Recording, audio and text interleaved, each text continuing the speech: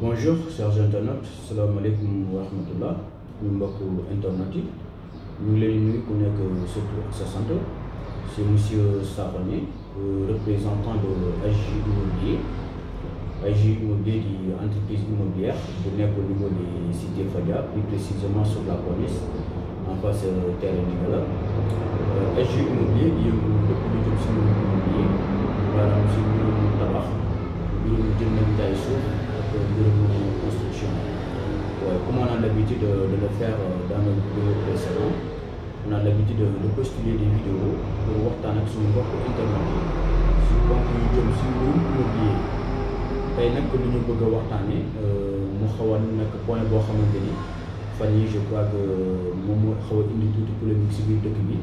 muy mbir moo xamante ni dafa soxal mbirum wàññi caution yi maanaam moom la ñu bëgg a waxtaanee ak suñu mbokk internet yi. Soo déggee mbirum caution foofu la ñuy tàmbalee jëm expliquer brièvement lan mooy caution ak caution bi tamit lu ma ko waral. Caution maanaam tey soo demee bay jël bërëb wala nga soxla benn lieu boo xamante ne dafa soxla dafa def sa activité wala dafa soxla pour dëkkuwaay dafa am lu ñu lay laaj maanaam nga war a koo joxe en avance maanaam loolu la ñu woowee caution. Caution bi nag en général fii ça correspond à un mois de loyer, un mois de caution, ce qui vous revient à 2 mois. Loolu lañ lay laaj léegi loolu noonu pourquoi ñu la koy laaj loolu c'est une sorte de garantie maanaam luñ la naan loolu nga war a joxe balaa ñu lay yëkkati caabi di la ko jox. Loolu nag lu koy firndeel maanaam ëllëg si biir soo bëggee soo demee bay génn caution bi loi bi wax na ne am nga droit épuiser sur 1 mois d'avance. Beneen weer bi tamit am nga droit ñu def état des lieux maanaam boobu amoo droit tudd ko parce que boobu dañuy def état des lieux. Suñu xoolee bërëb bi ñu la ko joxewee su nekkee noonu nga ko rendre amoo lenn yàqu-yàqu boo xamante ni def nga ko fa ñu delloo la sa caution. Si c'est pas le cas su nekkee dafa am yàqu-yàqu boo xamante ni yow da ko fa causé léegi si caution bi la ñu épuisé pour defal yàqu-yàqu yooyu noonu. Léegi nag lu indi polémique bi lu waral tamit ba décret bi génn dañoo gis nañu ci fan yële ne nit ñu bëri dañuy revendiquer ne léegi nit ñi caution bi da ngay dem ba fay sax ba 4 mois ñi di fay sax ba 5 mois. Loolu nag lu koy waral ñu ne parfois da ngay gis bailleur bi wala yenn agent immobilier wala yenn courtier yi ñooy laajte 3 mois de 4 mois de caution mooy waral loolu noonu commission bi soog a ñëw muy parfois muy dem ba 5 mois parfois ñu laajte 3 mois de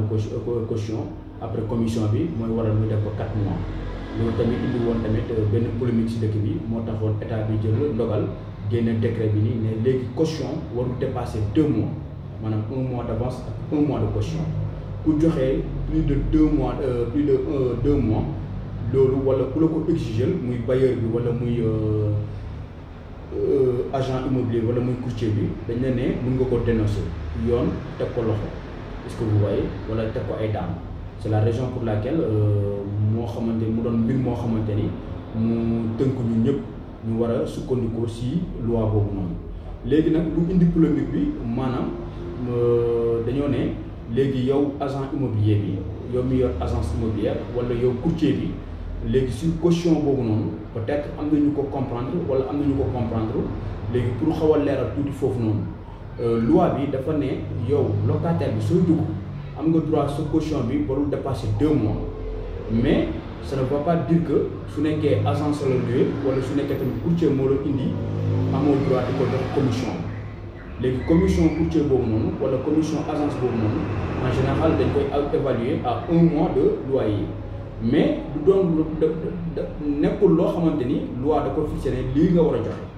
loolu ñun ñoo ko tënk ne ça correspond à 1 mois de loyer.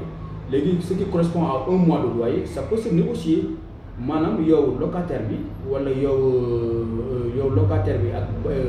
agent immobilier bi. wala yow locataire ak courtier bi mun ngeen négocier commission bi mu wàññi la commission bi mais ça ne veut pas dire que yow commission bi dafa war a génn ci caution bi non non non loi bi waxul loolu. Loi bi lu mu wax maanaam mooy yow tey sooy dugg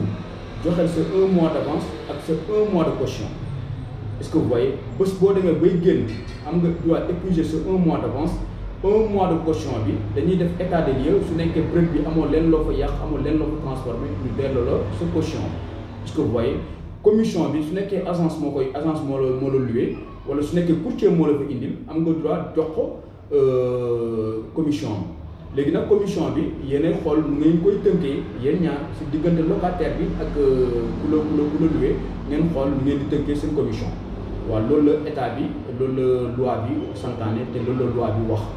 waaw ponk yooyu noonu lu ñu bëggoon indi ay leeral si suñu mbokku internet yi parce que gis nañu ne fan yi yëpp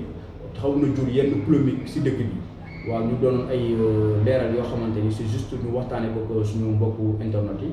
incha allahu rabbi